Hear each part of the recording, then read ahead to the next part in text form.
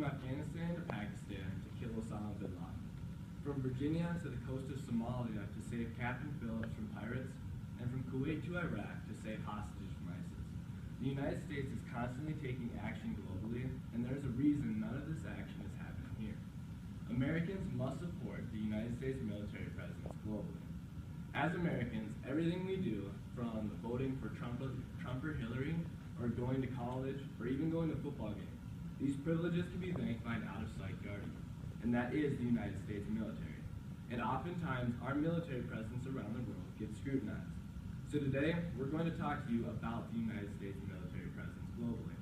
First, Private First Class Kurt Fritzie, a cavalry scout out of the United States Army, will talk to you about why some people would view this as negative.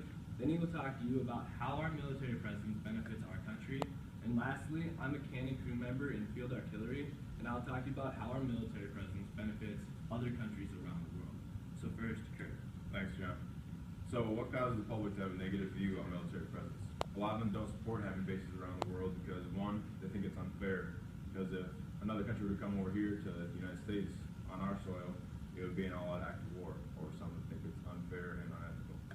Another is people think that we're spending too much of the taxpayers' dollars to fund military families overseas and to reinforce and reconstruct bases. David Vine of the Huffington Post said that the presence of the U.S. bases puts the target on host countries for foreign powers or militants. This means that wherever our bases are set up around the globe, it just causes their enemies to come and attack them just for being allies with us. On average, the U.S. spends about $156 billion to keep a globalized garrison of troops.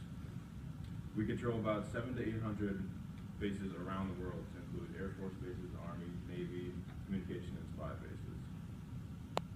Jules DeFore of the globalresearch.org claimed that the U.S. military has bases in 63 countries. She goes on to say that in total, there are 255,065 troops and military personnel deployed worldwide.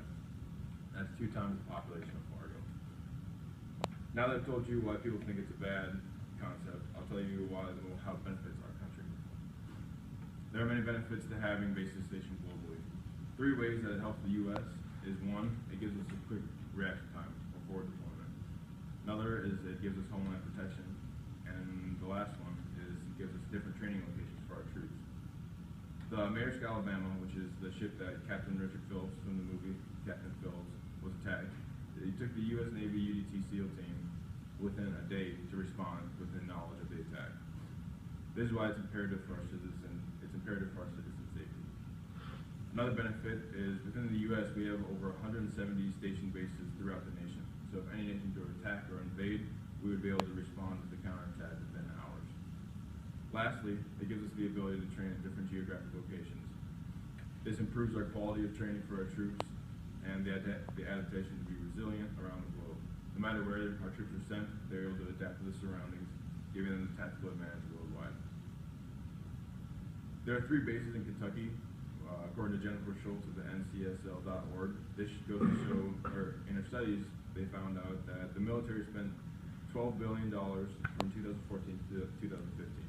They have 38,700 active duty and civilian employees on those bases. They're the largest employer, the military is the largest